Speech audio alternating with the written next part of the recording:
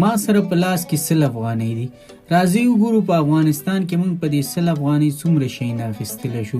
هیره دې نه وي چې د 100 افغانۍ نه 1.4 ډالر جوړیږي. لومړی خو راغلله ما دغلته نو تازه د ګنیو جوس جوړیږي او د ده نه مې د ګنیو شربت واخیسته چې دغه ګیلاس په 20 افغانۍ ورکوي او ډیر خوندور ګیلاس و. نو پاتې شوې را سره 80 افغانۍ.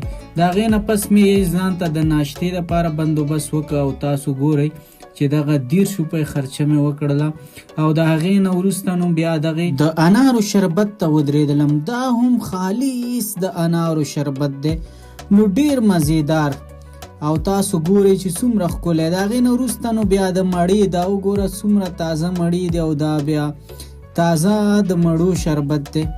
دا هم په 10 روپۍ ګیلاس و او دلته ودرېدلم د کراچۍ والا نه مې دا شربت وڅکه. نو هر څه خالص دي او څومره ښه ښکاري. د هغې نه وروسته مې بیا دغلته د خرما ولیدلې او د 10 روپو خرما مې ترې واخیستلې.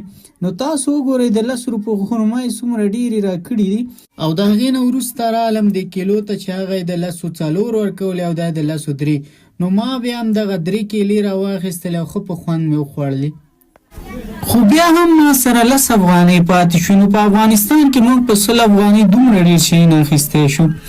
نو که ستاسو دا ویډیو خوښه شوې نو له نورو ملګرو سره یې شیر کړئ. ښه وخت.